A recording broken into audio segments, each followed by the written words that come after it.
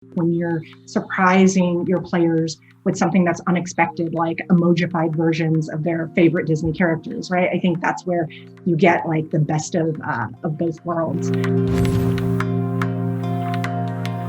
At Gem City, we're very fortunate. We have a pretty mixed and balanced portfolio of both, original IP with things like our Cookie Jam and Cookie Jam Blast franchise, Panda Pop, Genies and Gems. But then we've also been able to infuse some really stellar IP into the portfolio with Harry Potter, Disney Emoji Blitz, as well as the Frozen franchises. So it really comes down to ultimately thinking about, having a great, a great fit between the product, the market opportunity and the audience. I don't think you can be successful having, only one of those components. And for us, if you have a game concept that's made immensely better because of the IP that you're overlaying onto it, that's when I think, we recognize that you have something really special there. So, things like Harry Potter, where you're really leaning into the whole narrative, the world, the story of those characters is fantastic. When you're surprising your players with something that's unexpected, like emojified versions of their favorite Disney characters, right? I think that's where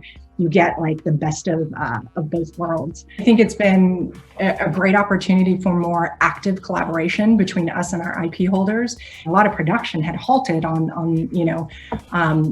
the entertainment side, whereas on the game side, it was a great opportunity for us to actually bring some of those characters to market maybe a little bit faster than even they were able to do. So, for example, in Disney Emoji Blitz, I think we were either the first or the second game to actually have the child, also known as Baby Yoda, sort of appear in a game, right? So that was real active collaboration between us and Disney to make that happen. So I think, on the IP side, it's opened up, more what I would say active collaboration on how to bring some of those characters, to market faster.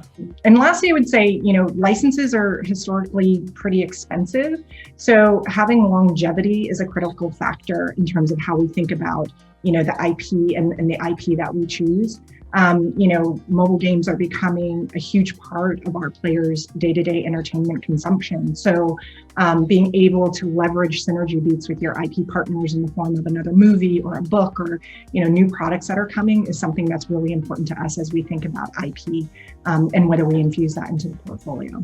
I think they're seeing that these audiences are just as big, if not bigger, than some of the, the big releases that they have, as well as the fact that this is, a direct sort of relationship with their players and their fans, every single day. And that's just something you don't get with those other mediums. So I think that realization seems to be, something that infuses sort of how that active collaboration is actually working. Thanks for watching, and be sure to give this video a thumbs up. If you missed our 2020 Jam City Year in Review, click to your right. And for 5 rules on how to jumpstart your career with NextPlay, click to your left.